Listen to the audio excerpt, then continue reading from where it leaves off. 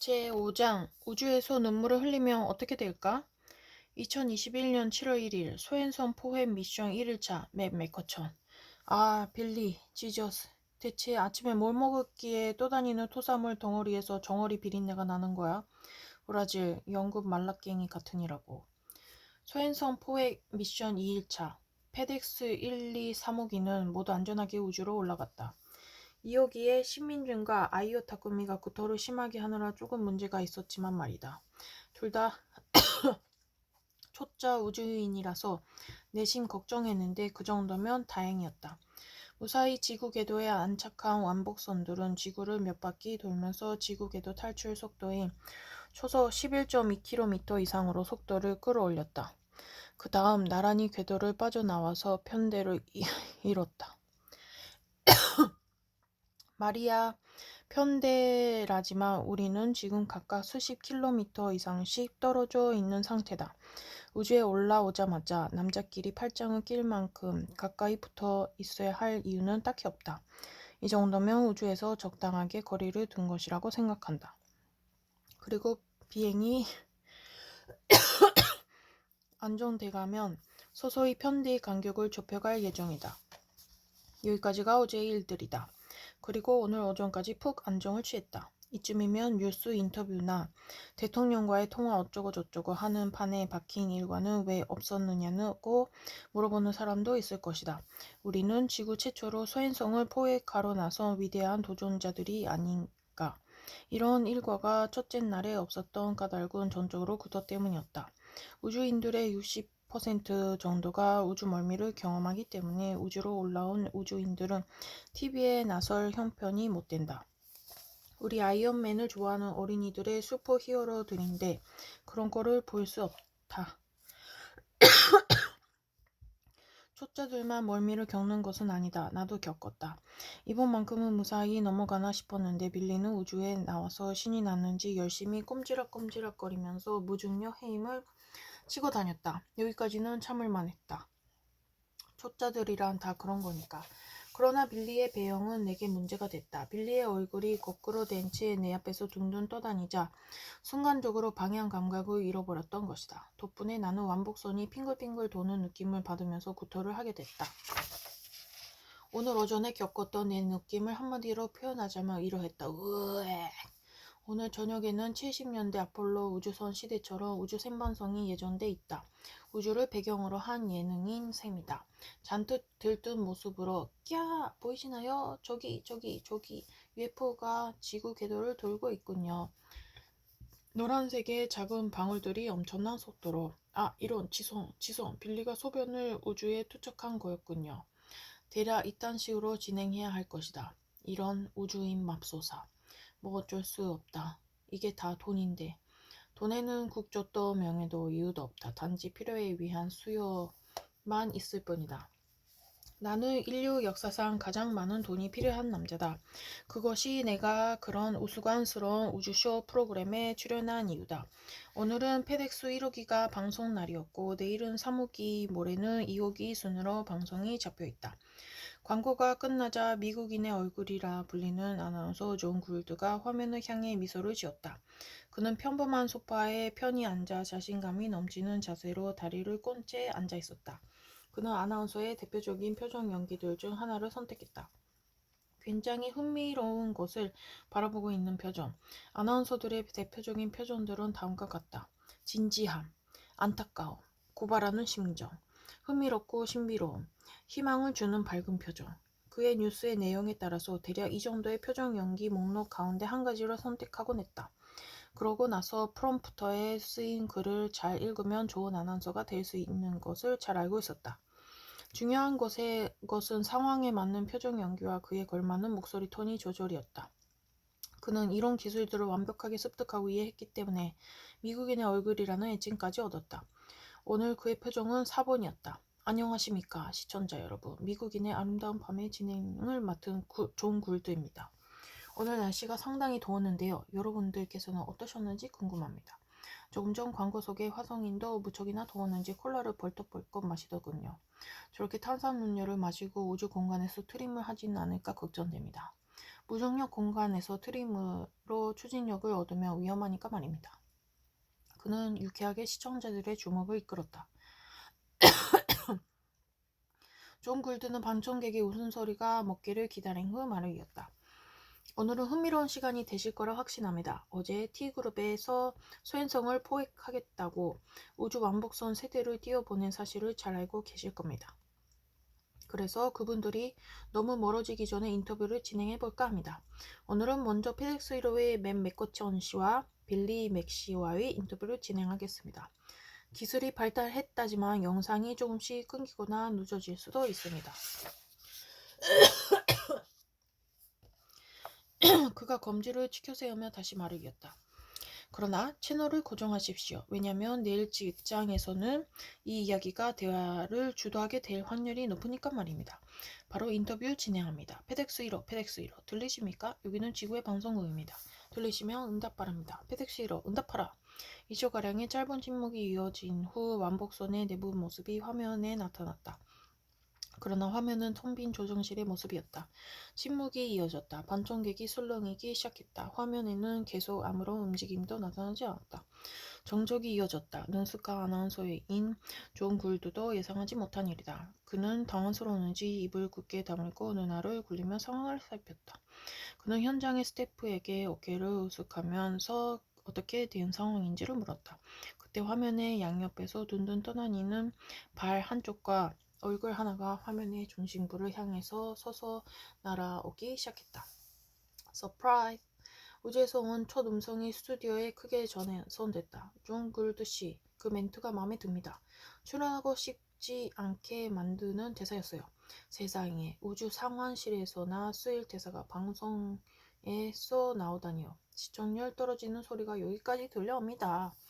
얼굴부터 빼꼼히 내민 맷 맥거천이 카메라에 얼굴을 들이대며 유쾌하게 말했다.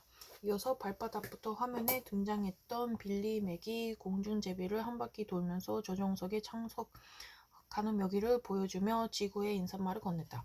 안녕 지구, 내 이름은 빌리 맥입니다. 나이는 40살이고 지구에서 가장 멀어지고 있는 사람들 중 하나죠.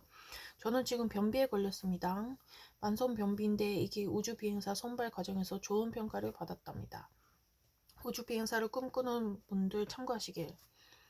그의 어느랑 영국식 사투리에서 이상한 진지함과 범상치 않은 정신세계가 함께 느껴졌다. 네, 반갑습니다. 제가 너무 안일하게 대사를 준비했나 보군요. 반성하겠습니다. 그런데 두 분 모두 굉장히 유쾌하신 것 같습니다. 보통 시청자 분들께서는 진지하거나 비장한 모습들을 상상하고 계셨을 텐데요. 두 분 모두 건강해 보이셔서 다행입니다. 존 글드가 말했다. 그는 약간의 전파 송수신 지체 현상이 있으니 되도록 길게 말을 주고받으라고 주문받은 상태였다. 이것 보세요. 존 글드 씨, 우린 3년 가까이 우주에 나가 있어야 합니다. 3년 동안 진지하기만 하면 못 버틸걸요? 게다가 3호기 댄 테일러는 벌써부터 난립니다. 우주 왕복선에는 교회가 없다고 말입니다. 오우 지저스 끔찍하군 하면서 말이죠. 맨 맥거천이 댄 테일러의 굵은 목소리를 흉내내며 너스레를 떨었다. 그러고는 깜짝 놀라는 표정을 지으면서 말을 이었다. 아, 이거 제가 댄 테일러의 방송 분량을 잡아먹은 것 같군요. 미안 데니, 다른 말을 준비할게. 맥의 유쾌함을 빌리가 이어받았다.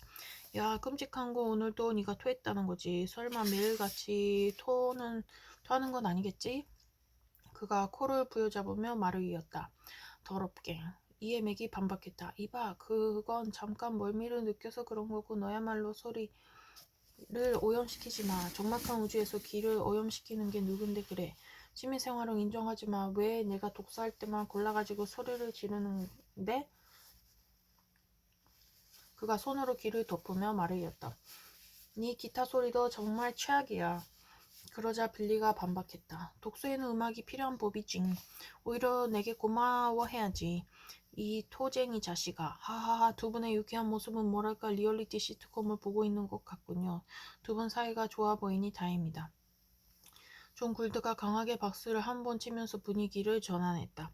이번엔 말도 안 되는 프로젝트를 진행하고 계시더군요. 맥커천 씨, 어떻게 된 겁니까? 동시에 그의 표정이 1번 진지함으로 전환됐다. 이것 보세요, 굴드 씨. 영화 미션 임파서블에서 톰 크루즈가 임무에 실패한 적이 있던가요? 우리도 성공할 겁니다. 지속게 불가능이니 뭐니 하지는 말아주세요. 다 가능하니 하는 겁니다. 오죽하면 제가 직접 수행선 배송에 나서겠습니까? 이번 프로젝트는 맥은 화성 이주 프로젝트를 중단한 이유와 우주 엘리베이터 프로젝트를 시작하게 된 이유, 그리고 우주 엘리베이터를 만들어가는 과정에 대해서 간략하게 설명했다. 그리고 엘리베이터의 균연출을 확보하기 위해서 소행성을 배송하게 됐다는 설명도 덧붙였다. 그녀 우주 비행을 경험한 우주인답게 여유롭게 농담과 유머를 섞어가며 말했다. 우주가 좋은 게 뭔지 아세요? 무중력 상태에서는 몸의 내장들이 몸 안에서 둥둥 뜨게 됩니다. 그러면 내장이 흉곽 윗부분에서 이동하게 되죠. 그럼 어떻게 되겠습니까? 중세 여성들의 코르셋이 꽉 조여 만들던 그런 아찔한 허리 라인이 만들어지는 겁니다. 그가 손으로 허리를 꽉 부여잡으며 말을 이었다.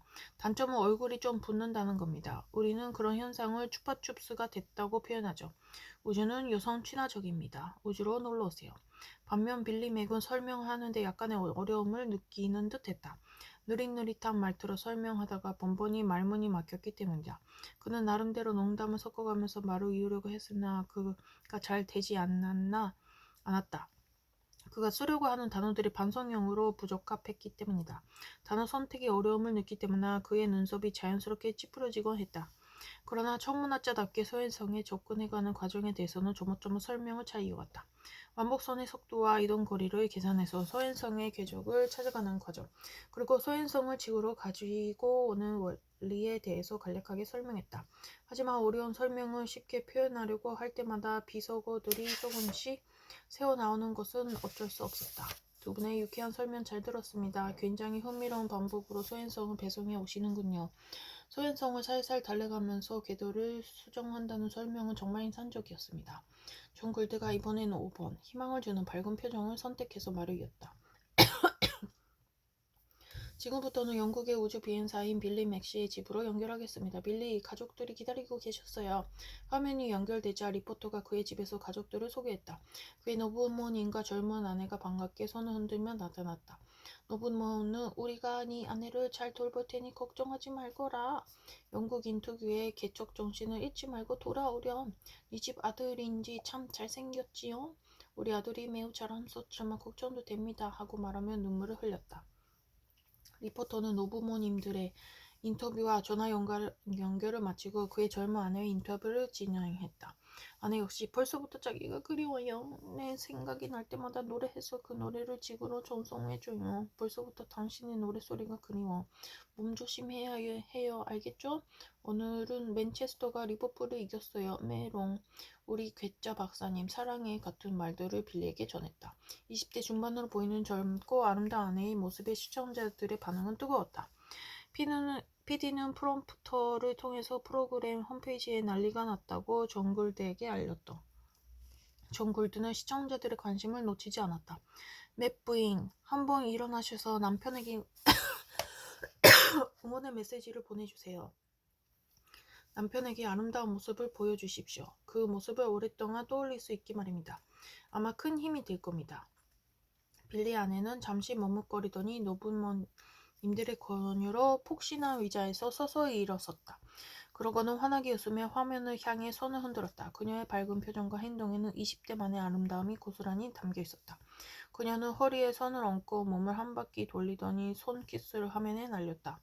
그녀의 날씬하고 잘 빠진 몸매가 시청자의 관심을 끄기에는 충분하다고 존 골드는 생각했다. 그는 깊은 눈으로 화면을 응시했다. 능숙한 프로의 눈에 임신한 것으로 보이는 그녀의 몸이 보였다. 그는 카메라를 그녀의 배 쪽으로 클로즈업 하라는 지시를 내렸다. 부인, 정말 아름다우시군요. 저희 홈페이지가 난리 났습니다. 너무 아름다우시다고요. 빌리 맥시가 우주에서 긴장을 하셔야 될 것 같습니다. 그런데 그가 사본 표정으로 전환하며 조심스럽게 말을 이었다. 제 생각이 맞다면 뱃속에 축복을 담고 계신 것으로 보입니다만. 빌리의 아내가 밝은 표정으로 말을 이어받았다. 네, 5개월이 다 돼갑니다. 그럼 다음 카메라로 정면으로 바라보면서 말을 이었다. 빌리, 아기의 이름이 생각나면 지어서 보내줘요. 나중에 태어나면 아기의 동영상을 보내줄. 그녀는 이제야 감정이 올라왔는지 입으로 흘러나오는 온갖 감정들을 손으로 막으며 눈물을 흘렸다. 말을 이으려고 했지만 감정이 벅차올라 더는 소리가 나지 않았다. 하염없이 눈물 흘린 뿐이었다. 그녀의 시어머니가 의자에서 일어나 그녀를 다독거렸다. 그 장면을 지켜보던 빌리 맥은 화면 가까이 얼굴을 들이댔다. 카메라는 자연스럽게 그를 클로즈했다. 그 역시 감정이 올라왔는지 아내와 함께 흐느꼈다. 그의 일그러진 얼굴이 화면에 가득찼고 그 모습은 고스란히 시청자들에게 전선됐다.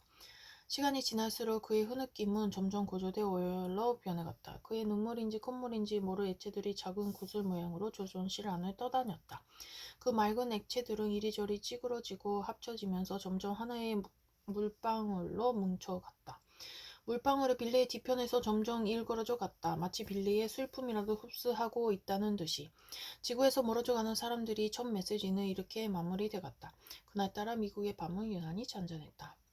소행성 포획 미션 3일차. 아무래도 어제 방송이 마음에 걸린다. 의뢰에 대한 뉴스가 나올 때마다 어제 방송 장면이 무한 반복될 것 같다. 왜 그런 거 있지 않은가? 자료 화면. 게다가 저 얼빠진 모습들은 역사의 길이 남을 것이다. 우리가 달 표면의 발자국을 찍은 닐 암스트롱의 모습을 영원히 기억하듯이 이런 얼빠진 장면들을 보면서 미래의 누군가는 말하겠지. 저 어색한 미소의 추파춥스는 대체 누구지? 오늘 저녁에는 사모기의 인터뷰가 반성됐다. 책임감이 강하고 설렁한 댄 테일러와 수다쟁이 아줌마 타입의 프랑스인 클레유 마티유가 오늘의 주인공이었다. 대략 4~5초가량의 송수신 시간차가 방송을 방해했지만 오히려 그런 점이 더욱 현장감 있게 방송을 살렸다. 댄 테일러는 6살과 7살짜리 딸들이 있는 딸 바보 아빠였다. 그는 우주에 나오기 전에 딸들이 3년간 입을 옷들을 미리 쇼핑해줬다고 방송에서 밝혔다. 그러면서 우리 딸들 매년 옷들이 몸에 꽉 맞았으면 좋겠어. 사랑해 우리 딸들. 그리고 여보 미안해 하면서 눈시를 줬었다. 나에게 데니의 눈물은 충격이었다. 저 친구는 우주에 자주 나온 숙련된 조종사란 말이다. 그가 저런 감성적인 우주 변태인 줄은 상상도 하지 못했다. 아무래도 5km가 넘는 비행거리는 가족을 지닌 가장에게는 크나큰 잠볕처럼 느껴. 잠깐 이런. 우라질. 그래 우라질. 나도 아내가 있는 몸인데 나도 울었어야 했나? 아내는 자신이 프로젝트 팀장이나 방송에 나오면 모양새가 빠질 거라고. 아내가 메시지를 보내기 전에 내가 먼저 보내야겠다. 전직 바람둥이로서 그러는 것 줄은 잘 알고 있다. 나는 예쁨 받는 남편이고 싶단 말이다. 어디 눈에 비벼댈 양파라도 있는지 찾아봐야겠다.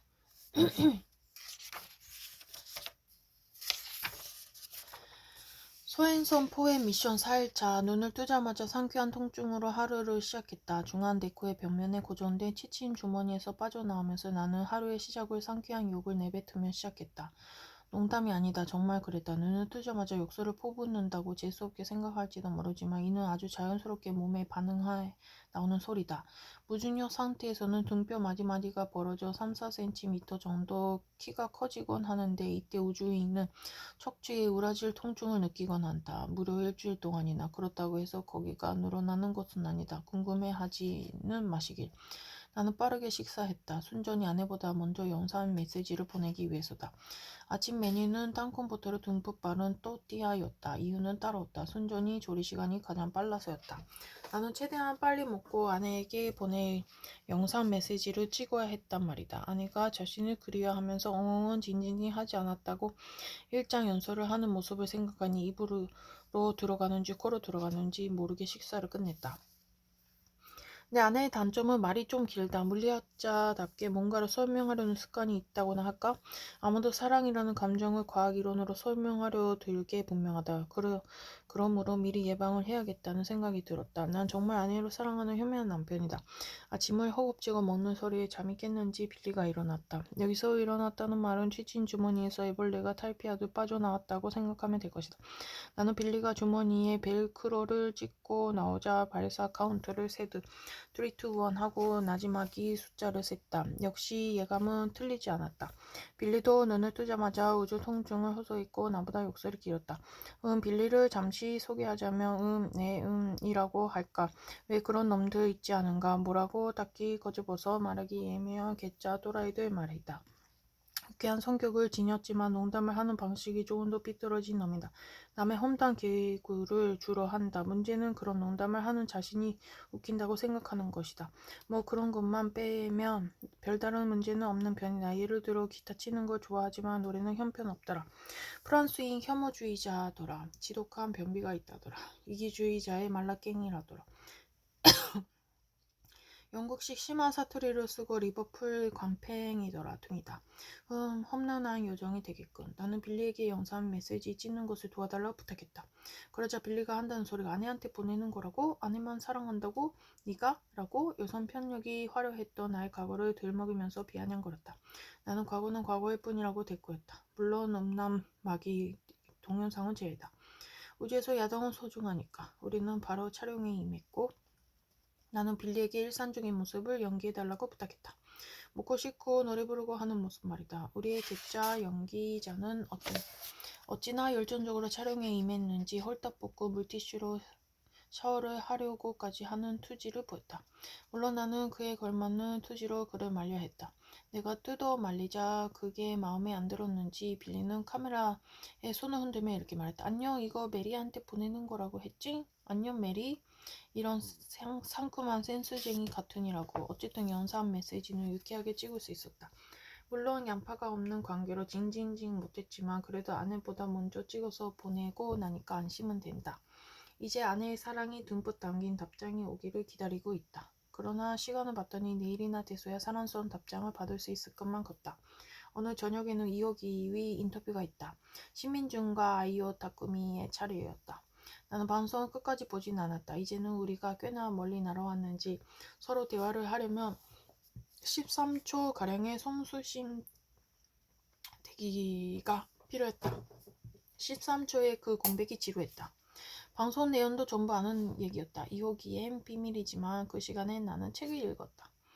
소행성 포의 미션 5일차 만세 아내에게 답장이 왔다. 그래서 지금 엄청나게 설레는 마음으로 일지를 쓰고 있다.